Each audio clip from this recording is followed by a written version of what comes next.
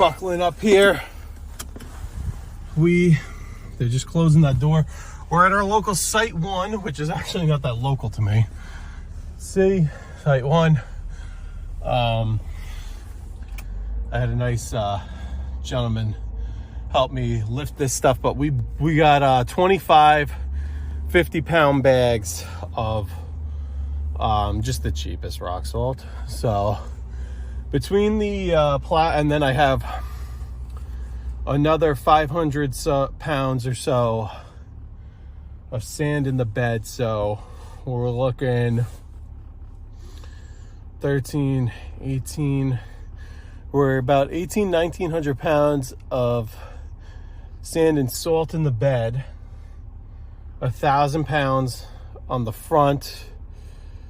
It brings us to like 2,800, 2,900.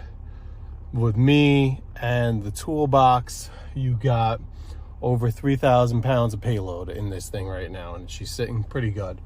But that's the quick update. I'll film when I get home. All right, I said I'll film when I get home, but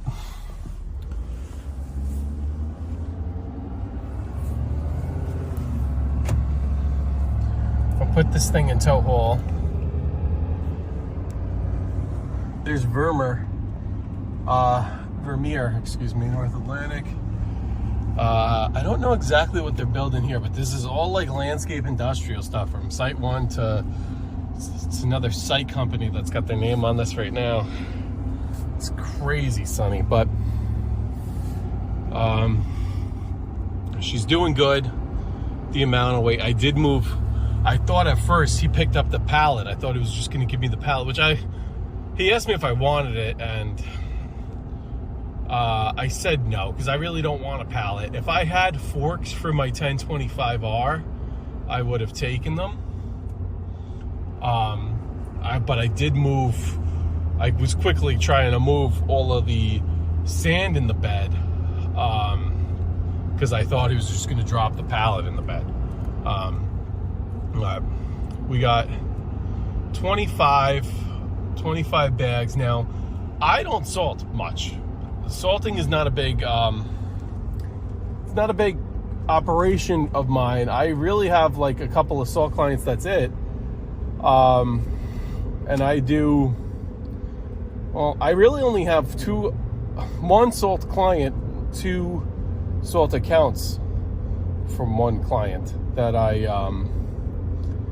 do on a like no matter what basis. They're kind of like zero tolerance, so to speak.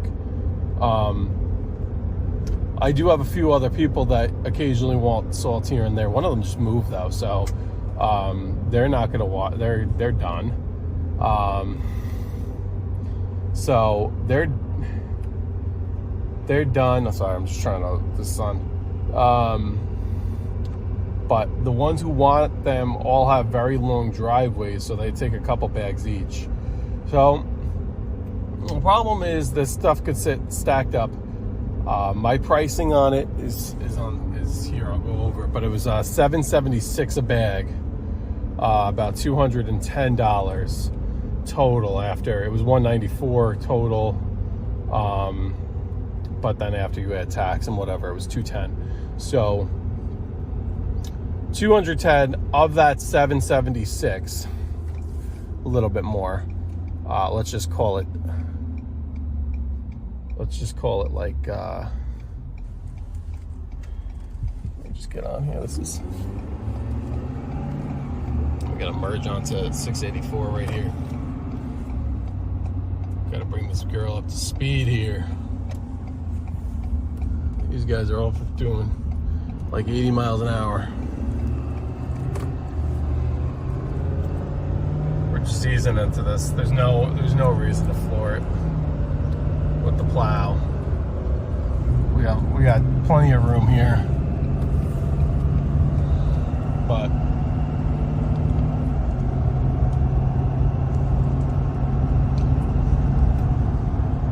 anyhow,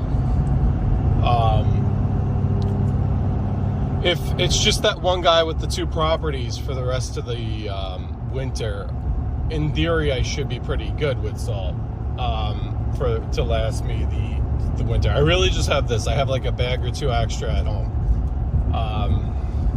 Let's say we have 27 bags total, 26 bags total. I think I got like one, and maybe one is partially open, so that one doesn't even really count. So that's that is what it is. What it is. I'm hoping that lasts me. It looks like we might use some of the tomorrow night into Saturday. It looks like there's going to be like a very minuscule storm. Honestly, there's so much salt around that we might not even use it, which would be totally fine. But if it does, it's showing like 0.2 of an inch right now. But if it's all of a sudden, see, they're doing like CDL tests over here. But if all of a sudden, you know, you got a 1/2 inch to 1 inch of snow, we're going to need that salt. It's hard to come by once you get to like March. So I like to, you know, you don't want to keep a big stockpile, but I don't mind having, even if it's like something like 10 bags going into the next year, the next season. You know, that's kind of my plan. Anyway, I'm gonna get back to driving here. I'll show you the salt because it's slightly different than the one I usually use. It's not treated or anything like that. This is just basic rock salt. But I'll give you a quick look at that, and then when I get home, and we'll stack it up nice, and we'll go from there. But we're getting into some more high traffic situations. We're in 684 Brewster, coming up to the 84 merge, where people either branch off to like Danbury, Connecticut, or we're gonna go 84 west towards the sign says Newburgh, but you know, we don't go as far as Newburgh. But anyway,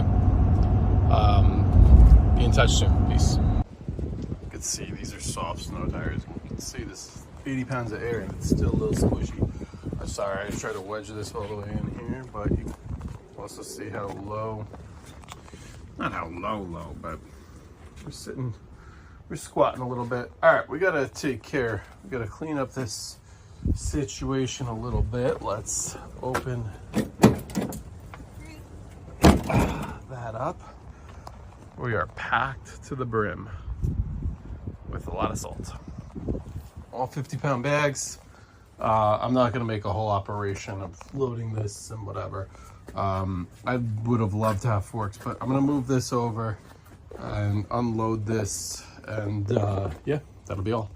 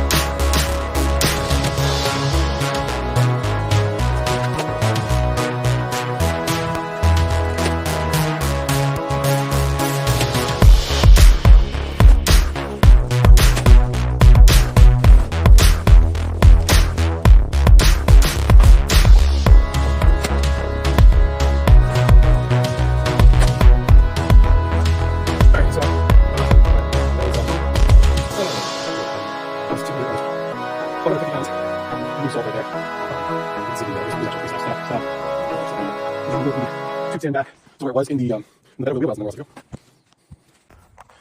All right, last final video, just in case there was no sound on any or cut out, but here we go. Salt is all stacked.